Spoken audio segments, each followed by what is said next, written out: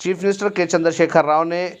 जिस स्कीम पर, मरकज़ की जिस स्कीम पर साल भर तनकीद की, बल्कि 6 साल के दौरान मुसलसल तनकीद करते रहे,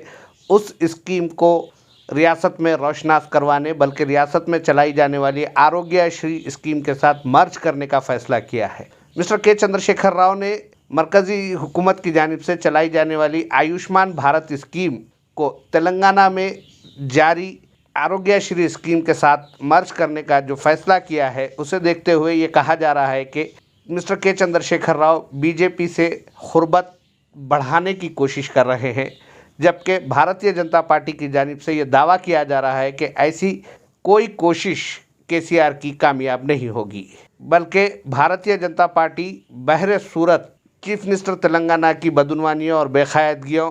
के ख़िलाफ़ अपनी जद्दोजहद जारी रखेगी। इसके अलावा सेंट्रल गवर्नमेंट की जानिब से उन बदउनवानियों की तहक़ीक़ात करते हुए चीफ मिनिस्टर को जेल पहुंचाया जाएगा। मिस्टर के चंद्रशेखर राव ने बीजेपी एनडीए की जिन पॉलिसियों को अडॉप्ट किया है, इख्तियार किया है या तायद की है, उनका अगर जायज़ा लिया जाए तो हर मुतनाज़ा फ़ैसले को मिस्टर के चंद्रशेखर राव की तायद हासिल रही, जिसमें कश्मीर से आर्टिकल 370 के हटाए जाने का मामला हो, या फिर ट्रिपल तलाक का इशू हो, या इसके अलावा फार्मर्स बिल जिस पर हुकूमत की जानिब से तेलंगाना में 8 दिसंबर को एहतजाज मुनज़्ज़म किया गया था, उसको भी गुज़िश्ता दिनों रियासत में इम्प्लीमेंट करने का फ़ैसला किया गया है। इतना ही नहीं, बल्कि चीफ मिनिस्टर तेलंगाना मिस्टर के चंद्रशेखर राव ने 8 दिसंबर के बाद किए गए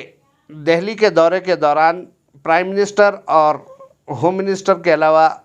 finance minister, civil aviation minister से मुलाकात की और रियासत की तरक्की के सिलसिले में बातचीत की, ये दावा किया जा रहा है। लेकिन ताहाल चीफ मिनिस्टर की जानिब से प्राइम मिनिस्टर से हुई मुलाकात के सिलसिले में ऑफिशियल कोई स्टेटमेंट जारी नहीं किया गया है। उसके बावजूद भी जो बातें मंजरेआम पर लाई जा रही हैं हुकूमत की जानिब से, उस पर यकीन करने के अलावा आवाम के पास कोई रास्ता नहीं है। मगर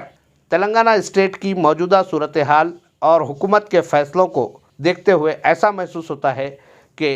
तेलंगाना राष्ट्रीय समिति ने एनडीए में शमूलियत इख्तियार करने का जहन बना लिया है, ताकि जो सूरत हाल जीएचएमसी इलेक्शंस और दुब्बाक के इंतखाबी नतायज के बाद सामने आई है, वैसी सूरत हाल आइंदा किसी इंतखाबात में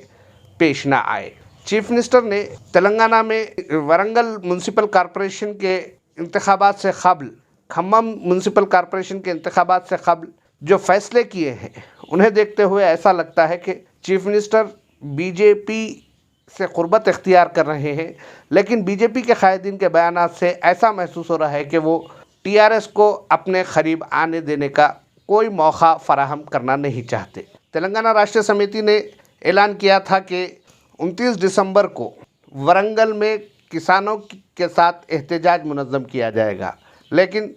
29 दिसंबर से 2 दिन पहले चीफ मिनिस्टर की जानिब से सेंट्रल गवर्नमेंट की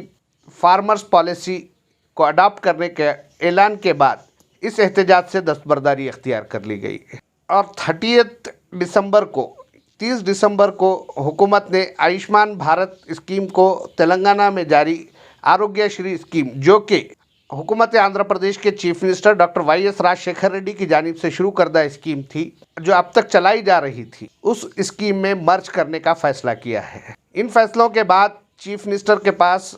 एनडीए बिलखुसूस बीजेपी की मुखालिफत का एक ही मुद्दा रह गया है, जो है सीएए, एनआरसी और एनपीआर। मिस्टर के चंद्रशेखर राव और तेलंगाना राष्ट्रीय समिति ने बीजेपी का जिन मुकामात पर साथ दिया है, उनमें सदर जमहूरिया के इंतखाब का मसला हो, या नायब सदर जमहूरिया के इंतखाब का मसला हो, या कश्मीर से आर्टिकल 370 के हटाए जाने का मसला हो, या फिर ट्रिपल तलाक का इशू हो, इन पर तो चीफ मिनिस्टर की जानिब से खुलकर बीजेपी की तायद की गई है। उसके बाद फार्मर्स बिल के मसले पर टीआरएस अरकान पार्लियामान ने बाइकाट करते हुए हुकूमत को बिल पास करने की राह हमवार की थी, और जीएचएमसी इलेक्शन के रिजल्ट्स के बाद चीफ मिनिस्टर के तेवर तेज़ी से बदलते नज़र आ रहे हैं। सीएए, एनआरसी, एनपीआर एहतजाज के दौरान चीफ मिनिस्टर से मुलाकात करने वाले मुसलमानों के नुमाइंदा वफद से बातचीत करते हुए चीफ मिनिस्टर ने इस बात का ऐलान किया था कि वो जल्द ही हैदराबाद में لائک مائنڈڈ پارٹیز، بالخصوص اینٹی بی جے پی تمام طاقتیں اور جو لوگ جو چیف منسٹرز سی اے، این آر سی اور این پی آر کی مخالفت کر رہے ہیں، ان کا ایک بہت بڑا جلسہ عام منعقد کریں گے۔ لیکن 1 سال گزر چکا ہے، اس کے باوجود اس سلسلے میں اب تک کوئی پیش رفت نہیں کی گئی۔ دوبارہ چیف منسٹر نے G H M C elections کے دوران یہ اعلان کیا تھا کہ دسمبر کے دوسرے ہفتے میں non B J P, non Congress, like minded parties کے سربراہوں کو حیدرآباد مدعو کرتے ہوئے بی جے پی کی پالیسیز کے خلاف اور کسانوں کی تائید میں ایک بہت بڑے جلسے کا انعقاد عمل میں لایا جائے گا۔ اس جلسے کے مقاصد میں کسان بل، ملک میں تیزی سے بڑھ رہی فرقہ پرستی کا خاتمہ اور اس کے ساتھ ساتھ جو پبلک سیکٹر کے جو ادارے ہیں ان اداروں کو پرائیویٹائز کرنے کے خلاف مہم کا حیدرآباد سے آغاز کرنے کا مسٹر کے چندر شیکھر راؤ نے اعلان کیا تھا۔ لیکن چیف منسٹر کے چندر شیکھر راؤ کے دورہ دہلی کے بعد جو حالات تیزی سے تبدیل ہو رہے ہیں، جو ان کے خیالات تبدیل ہوتے جا رہے ہیں، اس سے ایسا لگ رہا ہے کہ وہ جلد ہی این ڈی اے کا ڈائریکٹ نہیں تو کم از کم انڈائریکٹ حصہ ضرور بن جائیں گے۔